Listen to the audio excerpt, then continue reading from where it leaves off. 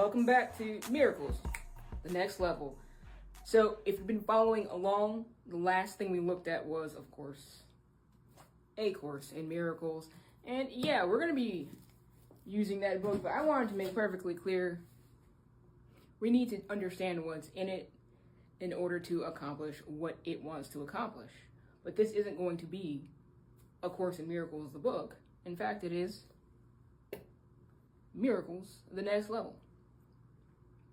As such, I just want to reference a couple things about that book before we move on to what everybody actually wants to do. And I'll, at the end of this, cover what that thing that everybody wants to do is.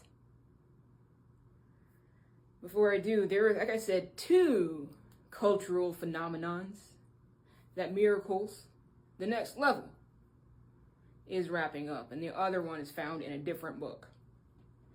I'm going to hold this one up now. As you can see, it is the Holy Scriptures. And between those two books, we have a lot of information. A brief difference comparison between those two books, though. What we have in the Holy Scriptures tends to be a book of stories. You have narratives of men and women, kings and paupers, prophets and sinners, and their journeys on what is ostensibly an earthly plane. While anybody with a good sense of discernment and reason can see through these stories to the truth that we have here, as was demonstrated within the book by a man himself,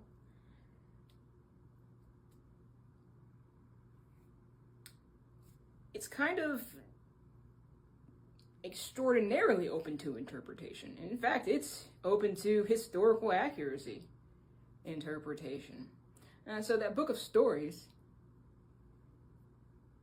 while it may have been divinely inspired, at this point in human history is not going to be our fastest, best, most clarified way forward. In fact, as we have it these days, it's in English, which is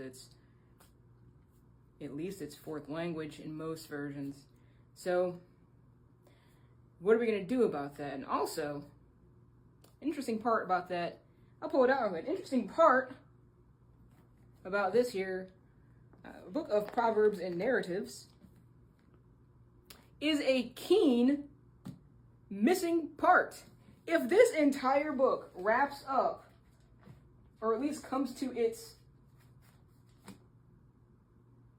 climax with a certain young man at a certain 0 AD, plus or minus 28,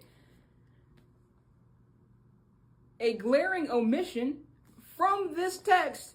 It's a book filled with books and some letters. We have neither a book nor a letter from the main character. Not a single one of these is called, oh wait, maybe nowadays we do have a book from the main character himself. There's a bit of a difference between the Bible stories and what we find in A Course in Miracles. The presentation within A Course in Miracles, like I said, does profess to be authored by, or at least inspired by, the high-minded individual at the climax of the biblical stories. That is to say, is it the book of Jesus?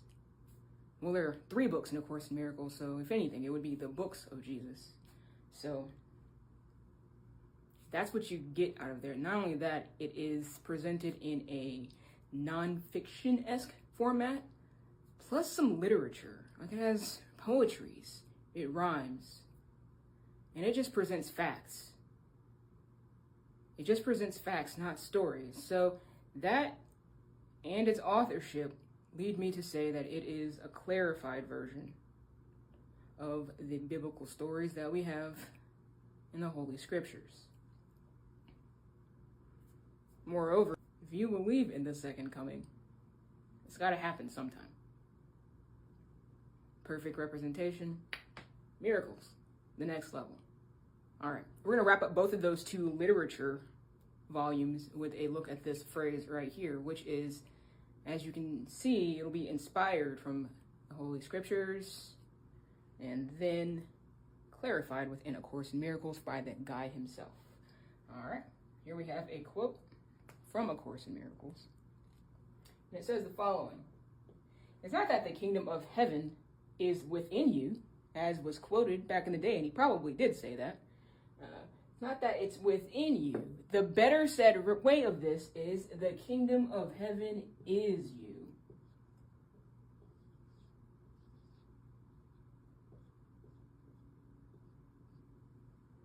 The kingdom of heaven is you.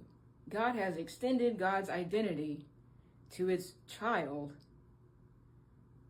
and that's still you. So, it kind of opens the door to a question. If I am the kingdom of heaven, then what am I looking at? Well, you've come to the right place. Because via miracles, we're going to take this to the next level. All right. That's wrapping up those two books. And what we're going to be looking at next is, like I said, what everybody actually wants to talk about. Not necessarily the references, which, yeah, we have references for you. We're going to be using the Black A Course in Miracles until we get the new A Course in Miracles out. There is some biblical stuff that it's going to be fun to talk about and know about if you vibe in that direction. But it's not necessary. Neither of those two books are necessary. But let's go ahead and talk about what people actually want to know. And it's going to be this. I'm going to draw the square first. Miracle working ability.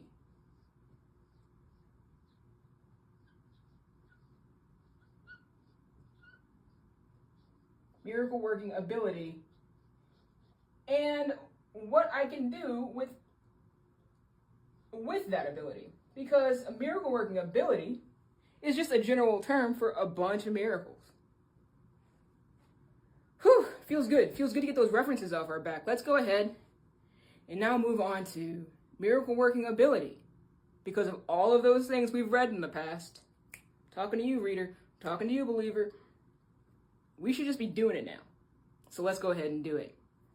Catch you in the next one, where we are doing miracles. Yeah, yeah, yeah.